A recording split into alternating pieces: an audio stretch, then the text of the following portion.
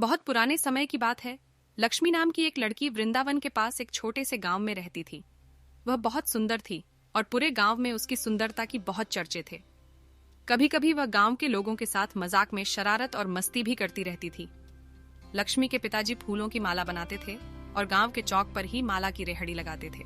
वैसे उनकी फूलों की मालाएं ज्यादा शादी ब्याह में बिकती थीं। लक्ष्मी भी अपने पिता के काम में उनकी सहायता करती थी।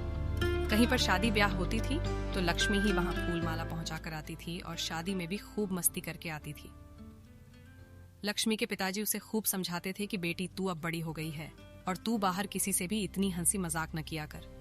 तभी लक्ष्मी कहती है, मुझे इस गांव से और अपने इस गांव वालों से बहुत प्रेम है, इसलिए मुझे सबसे हंसी मजाक करके बहुत अच्छा लगता है। यह कहकर वह फिर से बाहर चली जाती है। तभी लक्ष्मी के माता पिता आपस में बात करते हैं कि लक्ष्मी बड़ी तो हो गई लेकिन उसके अंदर अभी भी बचपना ही है।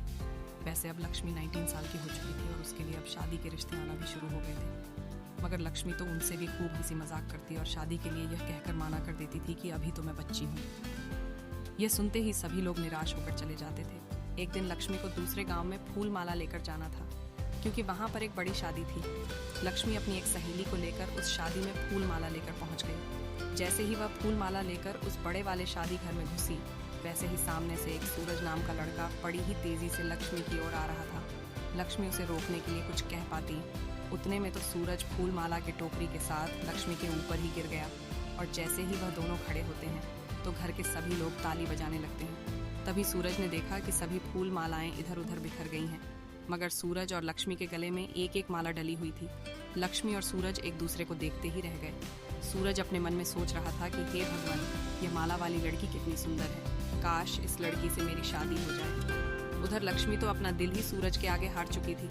तभी सूरज लक्ष्मी से कहता है, मुझे माफ कर देना, तुम्हें कहीं लगी तो नहीं?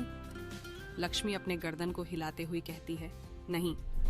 तभी सूरज की माँ वहां आ जाती है और उन्हें देखकर वह सब समझ जाती है। सूरज की माँ सूरज से कहती है, सूरज बेटा, यह जो मालाएं खराब हो चुकी है, इस लड़की को इन सभी मालाओं के पूरे पैसे दे दो और उसकी घर जाकर जल्दी दूसरी फूल माला लेते आओ, क्योंकि तुम्हें पता है ना कि शाम को तुम्हारी बहन की शादी है, इसलिए फूल मालाओं की जरूरत पड़ेगी।